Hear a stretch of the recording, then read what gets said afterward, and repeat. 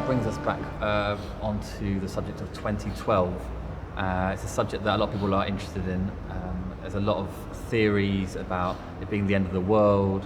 I just wondered what your take on it was, whether you think it's a time for transformation spiritually, or actually maybe the end of the world.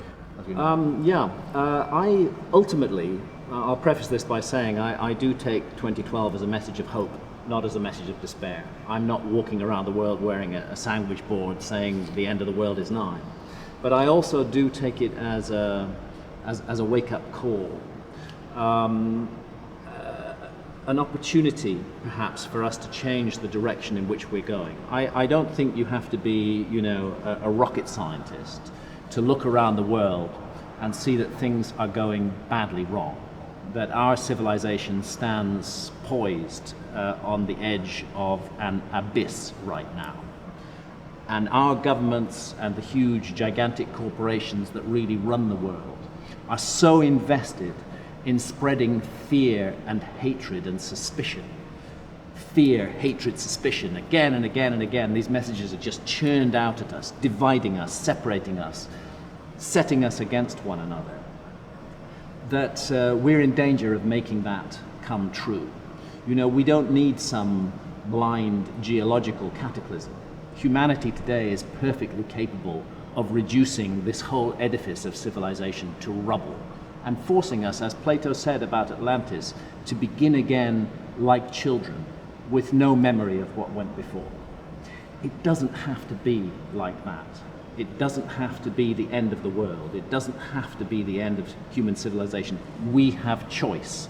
That is the fundamental thing. I believe that the people of the world need to take power back into their own hands, to take sovereignty over themselves and their own consciousness, to stop handing it over to governments and to huge corporations, and to consider very carefully the direction we go in the future.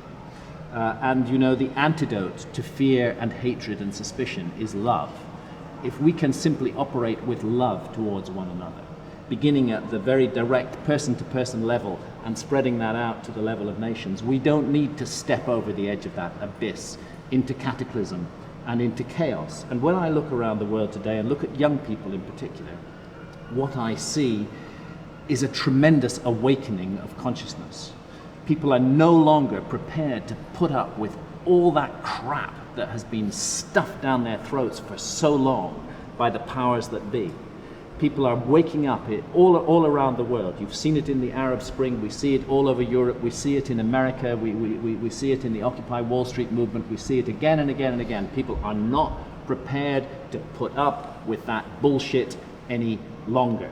I take a lot of hope from that. I believe that we are in a dangerous time, but globally there's a tremendous awakening taking place, and what's driving that awakening is love.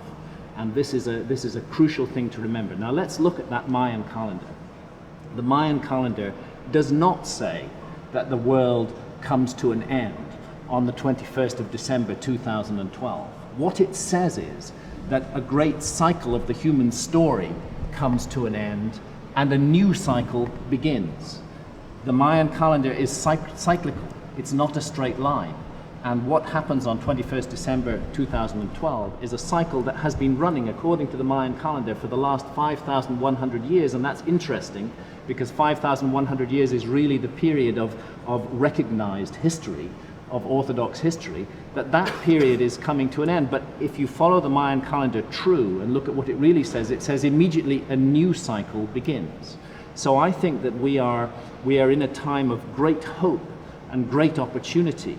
We can't separate ourselves off from the cosmos. We can't separate ourselves off from the earth. We're part of a giant system, and that system is coming to the end of a process. And it's our responsibility now, as free and independent, intelligent human beings, sovereign over our own consciousness, to make the right choices for the future. And if we make those choices, and if we drive those choices with love, not with fear and hatred and suspicion, then I think the future is going to be bright for all of us.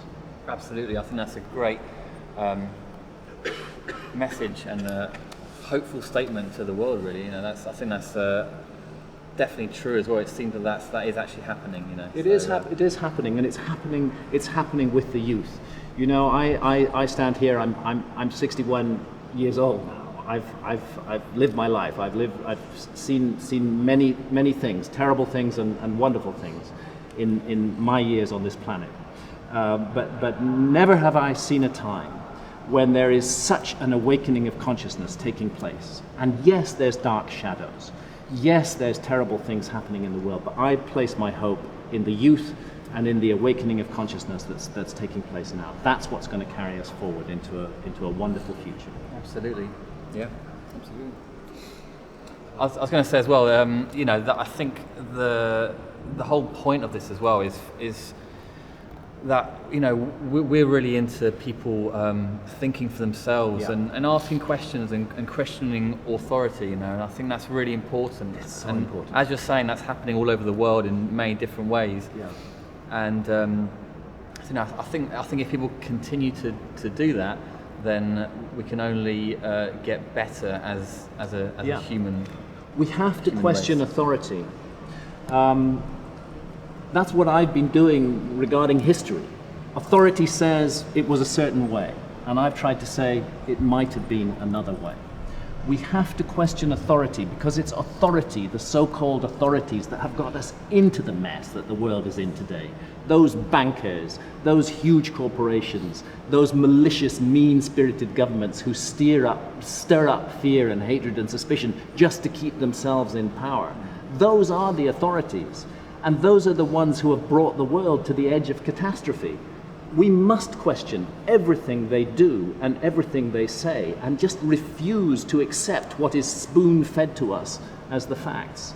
And that's what I see. That's what I see happening. I believe in the youth of this planet. Yeah, I think the whole thing about questioning authority, like I think sometimes people take that phrase as being, oh, you should just be against everything, you know, like fight the authority, but it's not. It's just questioning it. And It's questioning. If what they're doing is the right thing, then your question should be once it's answered, oh, they're right. We should Fair question. enough, We you should know, but- question everything.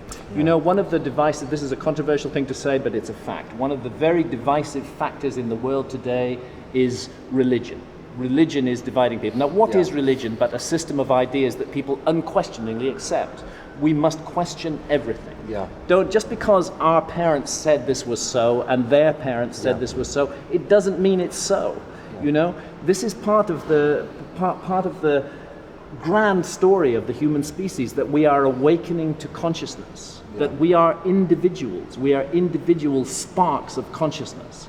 And we should not accept to be told how we may think and how we must act in the world. We must make those choices for ourselves based on a complete evaluation of what we see, not simply on what we're told. Yeah. Authority is a very dangerous thing because it locks us into rigid patterns of behavior that other people have created for us rather than patterns that we create for ourselves. Absolutely. I mean, that's the way to keep expanding and improving, isn't it? To look at what's gone before and reevaluate constantly. Take the good bits, leave the bad. you know. Exactly.